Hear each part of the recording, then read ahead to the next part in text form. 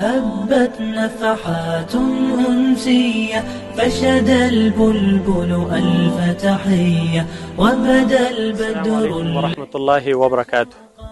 زه حامد افغان د القریشي خیریه بنسټ لخوا ډاکټر صدیق او د هغې ټولو ملګرو ته سلامونه او نیکې هیلې احترامات.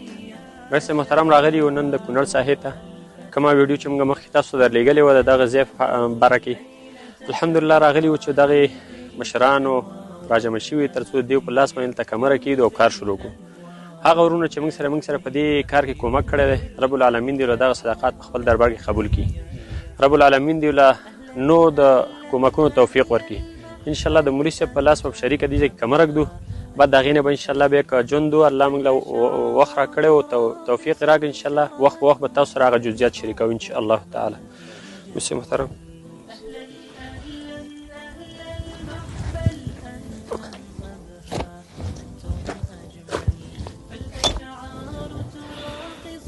مولوي محترم که تاسو هغه ملګري چې تاسو سره په دې ټینکۍ کې برخه اخیستې ده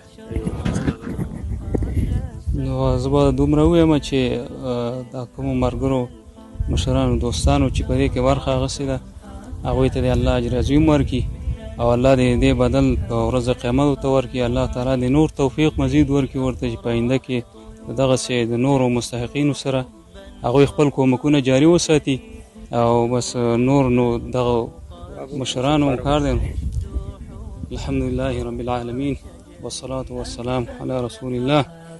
الله پاکه هر چا چې دا کار کړی په دې خیر کار کې برخه اخیستې ده الله تعالی ته هغوی ته اجرونه ورکړي.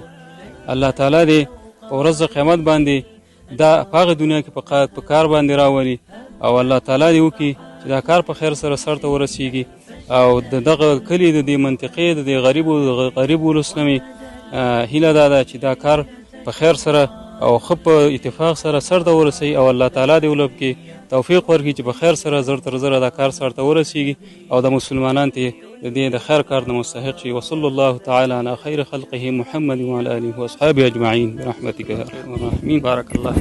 مرستې محترم تاسو د قاري صاحب خبرې واورېدې.